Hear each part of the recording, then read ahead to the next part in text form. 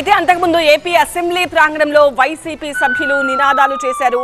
లడ్డూపై చర్చ జరగాలి అని నినాదాలు చేశారు వైసీపీ నేతలు. ప్లకార్డులు, ఫ్లెక్సీలతో మండలికి ర్యాలీగా వెళ్లారు ఎమ్మెల్సీలు. ప్రభుత్వం చర్చకు ఎందుకు భయపడుతోందని ప్రశ్నిస్తున్నారు. మండలిలో చర్చ జరిగే వరకు తమ నిరసన ఆగదంటున్నారు ఎమ్మెల్సీలు. బీఎస్సీలో చర్చకు అంగీకరించి ప్రభుత్వమే నిన్న చర్చ జరగకుండా పారిపోయిందని విమర్శించారు వైసీపీ మహిళా ఎమ్మెల్సీలు. చర్చ జరిగితే హెరిటేజ్, ఇందాపూర్ సంబంధాలు బయటపడతాయని ప్రభుత్వం భయపడుతోందన్నారు. ఎమ్మెల్సీలు కల్పలత, వరదు కళ్యాణి వ్యాఖ్యలు చేశారు. ఇక చర్చ జరిగే వరకు మండలిని జరగనివ్వబోమంటున్నారు ఎమ్మెల్సీలు. లడ్డూ మీద డిస్కషన్ పెడతామని పెట్టినట్టే పెట్టి ఈ చర్చకు రావడానికి మాత్రం ఎందుకు వీళ్ళు భయపడుతున్నారు? అంటే వీళ్ళు చర్చకు వస్తే అంటే వీళ్ళు హెరిటేజ్కు, హిందాపూర్ డైరీకి ఉన్న సంబంధాల గురించి బయటపడుతుందనని వీళ్ళు భయపడుతున్నారా?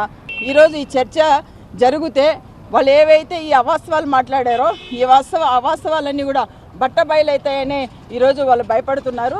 అయితే ఈరోజు మేము ఒక్కటే చెప్తున్నాం, ఈ శాసన మండలిలో ఈ సభలో ఖచ్చితంగా చర్చకు రావాలి. చర్చకు వచ్చేంత వరకు కూడా మేము మా డిమాండ్ ఇది. చర్చకు వచ్చేంత వరకు కూడా మేము ఇలాగే ఇది కొనసాగిస్తామని తెలియజేస్తున్నాం. చర్చ కనుక జరిగితే ఈ భాగోతాలన్నీ కూడా బయటపడతాయి అని భయపడి ఈరోజు చర్చకి వెనకడుగు వేస్తూ పారిపోతుంది ప్రభుత్వం.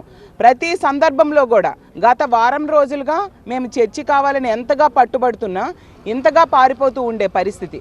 అందుకే అసలు హెరిటేజ్కి, ఇందాపూర్కి ఉన్న సంబంధాలు బయటపడతాయని వీళ్ళు పారిపోతూ ఉన్నారు.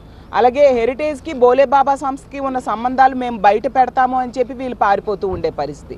వైష్ణవికి, సంఘంకి ఉన్న సంబంధాలు, దానికి ఉన్న వెనకున్న వ్యక్తులు, వ్యవహారాలన్నీ బయటికి తీసుకొస్తాము అని భయపడి వీళ్ళు పారిపోతూ ఉన్నారు.